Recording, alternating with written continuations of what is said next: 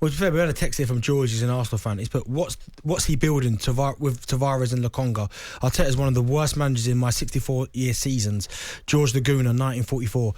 I think it's a bit harsh because Tavares, we know that he's behind Tierney. But Tierney doesn't stay fit, so that, he will have a role to play. I'm sure he was supposed to kind of learn behind him. Lokonga's still young.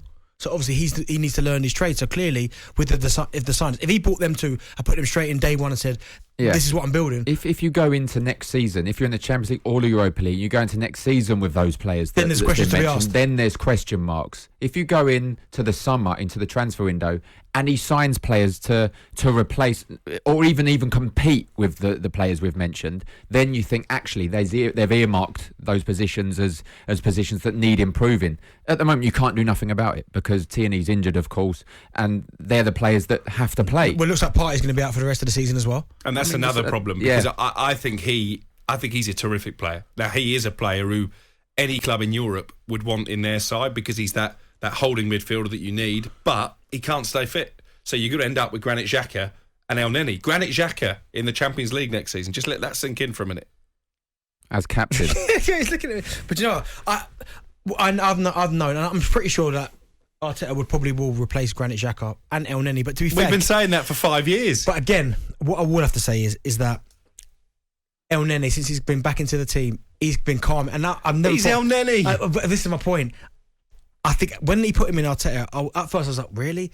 But he's been that calm and influence. He was brilliant he done really well against United, have to say, when he kind of controlled it in the middle of the park. He was good again today. You know what you get from him? Sometimes these players are clearly good players, but they haven't got no confidence. And it takes a manager to play Eddie Nketiah and El Neni to play a few games in a row. You then gain trust of your manager, which builds your confidence, of course. And if you have got talent, which they clearly have, look, they're at Arsenal, they're at a top football club. They're playing in the Premier League. Exactly, they're clearly talented players. But can they take Arsenal forward? It remains to be seen. Like we said, if you go into next season, into whatever European competition you're in, with these players that's mentioned, without any backup, without any competition, then there's got to be question marks over Mikel Arteta. At the moment, I think he's doing a good job with, probably similar to Spurs, with quite an average squad. I would argue the Spurs squad is better than Arsenal. Certainly the first 11 is better than Arsenal. Do you think? We'll go man for man. Okay, goalkeeper, Ramsdale. Well, we're a bit biased because he's a friend of the show. Left back, Tierney. World Cup winner, though, Lloris. Yeah, but he's not been playing well for a while. He made a few saves. I get it, he makes a few saves in there, but he's not been consistent for Spurs for a long time. We'll probably give you Tierney, I'd have thought. Who's the Tottenham left back? Davis when he plays. Yeah, no, probably Tierney, yeah. Right back? Whoever it is at Spurs. At Arsenal. Whoever it is at Arsenal. Tomiyasu. So we've got He's three. better than Royal. So we've got the three. Well, to be fair, I think Ramsdale, Lloris is 50-50. Romero. He's a good player. Ben White, Gabriel. They play a three. Ben Davis. I think you'd have Romero. You'd definitely have Romero. Yeah. Okay, so maybe defensively we're saying that Arsenal's better. That's Tottenham's Achilles heel, but let's get further up the pitch. Okay. Well, listen, the front... All three, whoever plays in the front three, really. But maybe Saka is an argument. Kane, Son. Okay, I'll give you that. Yeah. What about the middle of the park? Bentancur? Yeah.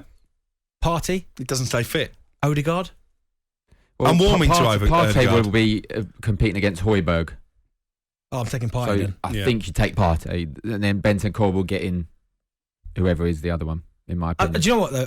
It's kind of almost, you can argue most. It's 50-50. One area where it's not debate and where I thought Spurs would have right back. Is the manager. Sorry. Is the manager. Yeah. That they're in completely different structures. Yeah, I agree. Conte is an elite manager for me, and he's showing again he's an elite manager of what he can do with the squad he's got.